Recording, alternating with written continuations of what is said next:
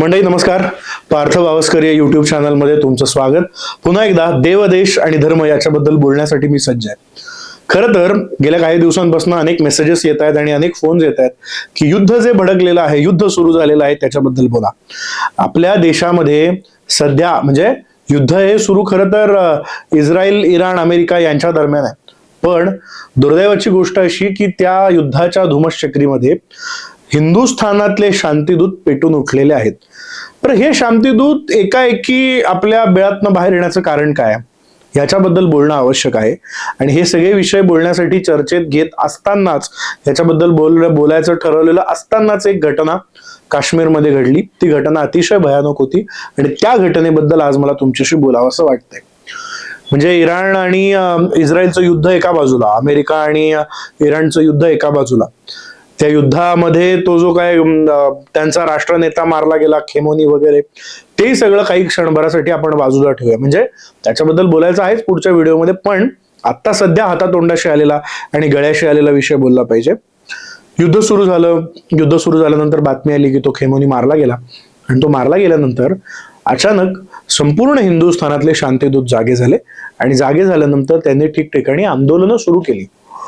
त्यांना कळवळा यायला लागला, रडायला लागले ते. आणि चक्क भारतातल्या शांतिदूतांच्या बायका मीडियाशी बोलताना असं सांगायला लागल्या की आमच्या गर्भामध्ये वाढणारा, आमच्या पोटामध्ये वाढणारा मुलगा हा इराणच्या रक्षणासाठी अल्लाला प्यारा होईल. किती दुर्दैवाची गोष्ट आहे बघा. आणि या सगळ्या दरम्यान एक गोष्ट जम्मू काश्मीरमध्ये घडली. जे जम्मू काश्मीर आता कुठे जगाच्या नकाशावरती भारताचा भाग म्हणून प्रस्थापित होत होतं, आता कुठे त्या जम्मू काश्मीरमध्ये जरा स्थिरता येत होती. आता कुठे आपल्या हिंदुस्थानचं जे शीर्ष आहे, जे शिरा आहे, त्या जम्मू काश्मीरमध्ये आता वातावरण बदलत असताना अचानक पुन्हा एकदा तिथल्या स्थानिक शांतिदूतांनी डोकं वर काढलं. आणि डोकं वर काढल्यानंतर त्यांनी घोषणा द्यायला सुरुवात केली. ती जी घोषणा होती, ती घोषणा मला तुम्हाला सांगू देत, ती घोषणा भयानक आहे. तो आजचा आपल्या चर्चेचा विषय आहे. काश्मीरमध्ये जी आंदोलनं सुरू झाली त्या इराणच्या पाठिंब्याबद्दल, जे सगळे मुसलमान पुरुष, मुसलमान बायका ह्या ज्या सगळ्या एकवटल्या, त्यांनी तिथे त्या आंदोलनांना हिंसक वळण दिलं. आणि ते हिंसक वळण देत असताना त्यांनी मात्र घोषणा अशी केली, ती घोषणा होती काश्मीर बनेगा हिजबुल्ला. काश्मीर बनेगा हिजबुल्ला ही घोषणा तिथे देण्याचं कारण काय? हिजबुल्लाचा आणि काश्मीरचा संबंध काय? जी संघटना सातत्यानं दारुल अरबचं रूपांतर दारुल इस्लाम मध्ये करण्याचा प्रयत्न करते. मी तुम्हाला नेहमी ही गोष्ट अनेकदा सांगितलेली आहे मित्रांनो, आणि ती गोष्ट अशा दृष्टीने महत्वाची आहे की जगामध्ये इस्लामिक दहशतवाद्यांना एक गोष्ट महत्वाची सांगितली जाते, ती अशी असते की जिथे जिथे इस्लामचं शासन नाहीये त्या त्या भागांवरती इस्लामिक सत्ता प्रस्थापित करायची.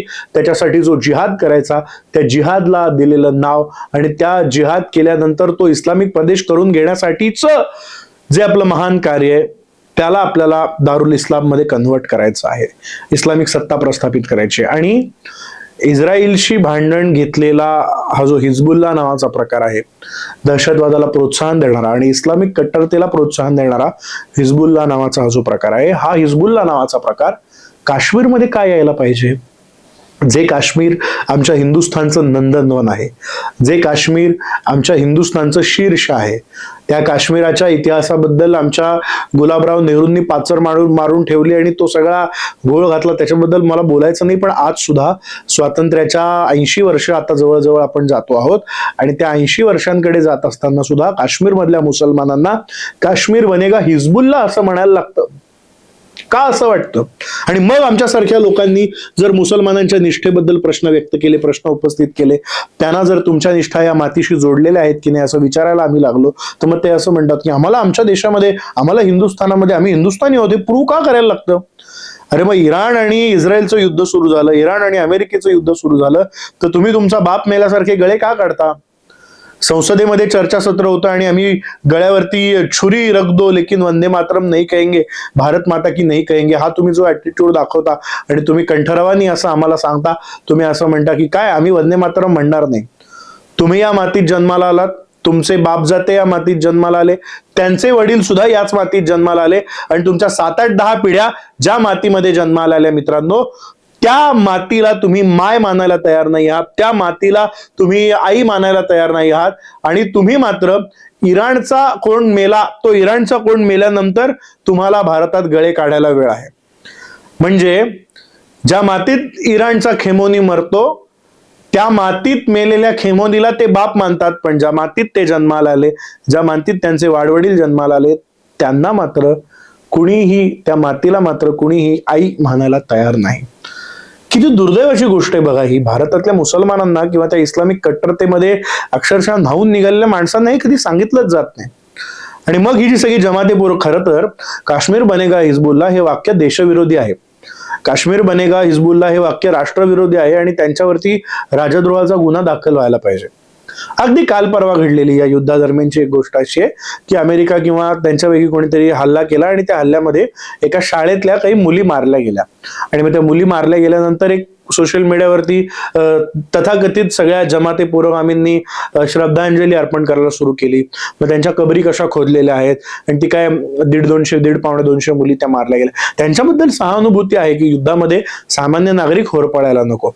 अरे पण ज्या पद्धतीनं भारतातले जमाते पुरोगामी तिथला सामान्य नागरिक होरपळायला नको म्हणून प्रयत्न करतात, म्हणून त्यांच्यासाठी गळा काढतात, भारतातला सामान्य मुसलमान काय करतो याचा त्यांना विसर पडतो. आपण जर सोशल मीडियावर व्हिडिओ बघितले असतील तर भारतातला सामान्य मुसलमान भारताची निष्ठा जोडायची देतो सोडून आणि तो इराणशी आपल्या निष्ठा प्रकट करतो. तिथला सामान्य नागरिक मरतो हे मान्य आहे, पण जे संविधानाने भारतीयत्व दिलेले मुसलमान आहेत त्यांचं तुम्ही काय करणार आहात? त्या शांतिदूतांना तुम्ही कधी प्रश्न विचारणार आहात का? तुम्ही सोशल मीडियावरती त्या मुली मेल्या किंवा त्यांचा दुर्दैवी तिथे मृत्यू झाला म्हणून श्रद्धांजलीच्या कविता लिहित असणार आहात, पण त्याच्याच बरोबरीनं त्याच्या व्हायसेवरचा तुम्ही भारतामध्ये विचार कधी करणार आहात? म्हणजे एकीकडे त्या मुली मेल्या म्हणून त्यांच्याबद्दल त्यांना दुर्दैवी मृत्यू पत्करायला लागला म्हणून त्यांच्याबद्दल तुम्ही कविता छापून आणणार, त्यांच्याबद्दल तुम्ही श्रद्धांजलीचे लेख लिहिणार, पण भारतीय मुसलमान काश्मीर सारख्या राष्ट्रामध्ये राहून भारत बनेगा हिजबुल्ला असं म्हणतो आणि तो भारत बनेगा हिजबुल्ला असं म्हटल्यानंतर ते कृत्य हे देशविरोधी असतं, ते कृत्य हे संविधान विरोधी असतं. अशा वेळेस या देशाचं संविधान कधीच धोक्यात येत नाही. का हे घडतंय मित्रांनो? अशा ज्या भयानक घटना तुमच्या माझ्या देशामध्ये घडतायत त्याला जबाबदार कोण आहे? त्यांच्या देशामध्ये अशा पद्धतीची युद्धजन्य परिस्थिती उद्भवली असताना तुम्ही लखनौचं उदाहरण घ्या, तुम्ही मुंबईत मुंब्रा, कळवा, कुर्ला हे सगळे भाग बघा, संभाजीनगर सारखा भाग बघा, तुम्ही बीडचा भाग बघा, तुम्ही दिल्ली बघा, भारतभर हे सुरू आहे. भारतभरातल्या मुसलमानांना कळवळा आहे की आम्ही इराणच्या पाठीशी आहोत, पण हीच माणसं पुलवामा होतो तेव्हा गप्प असतात. हीच मुसलमान मंडळी भारतावर पाकिस्तानची आक्रमण होतात, भारतावर दहशतवादी हल्ले होतात तेव्हा काहीच बोलत नाही. आणि भारतातले तथाकथित जमाते पुरोगामी लोक सुद्धा त्यांना जाब विचारत नाहीत. ही या देशातली शोकांतिका आहे, हे या देशातलं दुर्दैवी वास्तव आहे. आणि या चॅनलच्या माध्यमातून, माझ्या या संवादाच्या माध्यमातून मी पोट तिडकीनं तुम्हाला सांगत असतो. मला डॉक्टर बाबासाहेब आंबेडकरांचं ते वाक्य प्रसिद्ध आठवतं, त्यांनी लिहिलेलं आहे. त्यांनी असं म्हटलं होतं की जेव्हा मुसलमानांसमोर वेळ येईल राष्ट्र निवडायचा की धर्म निवडायचा, तेव्हा ते धर्म निवडतील, ते राष्ट्र कधीच निवडणार नाहीत. राष्ट्राला प्राधान्यक्रम देणारा मुसलमान हा फार क्वचित आढळतो. तुमच्या घरातली तरुणाई असं म्हणत असेल ना की नाही सगळेच मुसलमान तसे नाही आहेत. लखनौचा व्हिडिओ बघा. भारतावर दहशतवादी हल्ला झाल्यानंतर 5-10 सुद्धा येणार नाही, ते 5-5 लाखांच्या संख्येनं एकत्र आलेले आहेत. संभाजीनगरला त्या बायका पोट तिडकीनं ओरडून सांगतात की आमच्या पोटातला गर्भ हा इराणच्या संरक्षणासाठी शहादत देईल, पण तोच गर्भ हिंदुस्थानवरती जर संकट आलं तर त्या हिंदुस्थानवरच्या संकटासाठी धावून जाणार नाही. चिमुरडी मुसलमान मुलं असं सांगतात, पंतप्रधान नरेंद्र मोदींना काही झालं तर आम्हाला काही वाटणार नाही, खेमोनी मेला तर मी दिवसभर रडलो. हे सगळं तुम्हाला का सांगावं असं वाटतंय मित्रांनो? कारण काश्मीर बनेगा हिजबुल्ला या देशविरोधी घटना काश्मीरमध्ये दिल्या जातात तरी सुद्धा त्यांच्यावर कारवाई होत नाही. त्यांच्या विरोधात बोलणारा कुठलाच राजकीय पक्ष आज दुर्दैवानं आपल्या देशामध्ये नाही. म्हणून हे तुम्हाला सांगावं असं वाटतं. म्हणून हे तुम्हाला सांगावं असं वाटतं की युद्ध जरी अमेरिका इस्रायल विरुद्ध इराण असं असलं तरी सुद्धा आपल्या देशात अंतर्गत जे गृहयुद्ध सुरू आहे, अंतर्गत जो कलह सुरू आहे, त्या अंतर्गत गृहयुद्धाचं आम्ही काय करणार आहोत? सोशल मीडियावरचे ते 5-5 लाख मुसलमानांचे व्हिडिओज बघून कुठेतरी भीती वाटली नाही का? जर क्षणभर असं वाटलं असतं की हे युद्ध इस्रायल आणि अमेरिकेच्या बाजूनी भारत त्यामध्ये असता आणि इराण वेगळा पडला असता तर या भारतात राहणाऱ्या मुसलमानांनी काय भूमिका घेतली असती? तर या भारतात राहणारे मुसलमान भारताच्या मातीच्या दृष्टीने, आपल्या देशाच्या दृष्टीने पुढे उभे राहिले असते की त्यांनी त्यांच्या धर्माला प्राधान्य दिलं असतं. म्हणून हे जे युद्ध सुरू आहे, जागतिक युद्ध, याबद्दल आपण बोललं पाहिजे, म्हणून आपण जागं झालं पाहिजे आणि म्हणून आपण तमाम हिंदूंशी याबद्दल एक स्पष्ट आणि परखड विश्लेषण केलं पाहिजे. त्याचा आजचा हा पहिला भाग आहे. त्याचं आजचं हे पहिली भीती मला केव्हा वाटली, तुम्ही जेव्हा घोषणा देत आहात, तुम्ही जेव्हा एकत्र येतात, ते तुम्ही करा, तो तुम्हाला तुमच्या संविधानाने दिलेला अधिकार आहे. पण मग त्याच संविधानाचा अधिकार वापरून तुम्ही या देशविरोधी नारे देऊ शकत नाही. काश्मीर बनेगा हिजबुल्ला हे म्हणणं टोटली चूक आहे आणि त्याच्याबद्दल तुमच्या देशातले तथाकथित पुरोगामी आरडाओरडा करत नाहीत. त्यांना त्या मुलींना श्रद्धांजली द्यायला वेळ असतो, पण काश्मीर बनेगा हिजबुल्ला म्हणणारा मुसलमान सुद्धा चुकीचा आहे हे सांगायला ते धजावत नाहीत. ही या देशातली दुर्दैवाची गोष्ट आहे. हे सत्य तुमच्या पुढे आणावं म्हणून मी बोलत असतो. मित्रांनो, तुम्हाला हे पटतंय का?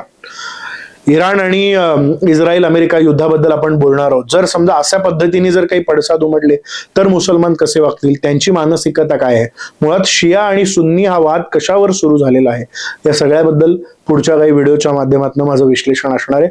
त्यामुळे आजचा व्हिडिओ आणि ही खरं तर चर्चेची सुरुवात आहे आणि हा एक पहिला धोका तुम्हाला या सगळ्या दरम्यान सांगितला, जो आपल्या देशात देशविरोधी कारवाईंना ऊत आणणार आहे. तुम्हाला काय वाटतं कमेंट बॉक्समध्ये व्यक्त व्हा आणि हा व्हिडिओ जास्तीत जास्त शेअर करा. देव, देश आणि धर्म याच्याबद्दल जर तळमळ वाटत असेल तर मी जे बोलतोय, मी जे सांगतोय ते जास्तीत जास्त लोकांपर्यंत पोहोचवा, लोकांना जागा करण्याचा प्रयत्न करा. तुमचा एक सबस्क्राईब, तुमचा एक शेअर आणि तुमचा एक लाईक एक हिंदू परिवार जागा करू शकतो. म्हणून माझं सांगणं हे की सहकुटुंब हा जो एक वैश्विक धोका इस्लामिक टेररिझमचा आहे, त्याबद्दल जगाला जागा करा, याबद्दल बोला, याबद्दल आदान प्रदान करा आणि पार्थ बावस्कर या चॅनलला सबस्क्राईब करून ठेवा. बेल आयकन दाबा, म्हणजे माझे पुढचे व्हिडिओज जे येतील त्याबद्दल तुम्हाला ते बघता येतील. आणि सोशल मीडियावर म्हणजे फेसबुक, इंस्टाग्रामवर मी व्यक्त होत असतो, तिथेही या माध्यमातून आपण बोलत राहूया. पण रात्र वैऱ्याची आहे हे लक्षात घ्या आणि घरभेदी जागे झालेले आहेत हे ध्यानात असूया. भेटूया पुढच्या व्हिडिओमध्ये. तोपर्यंत नमस्कार.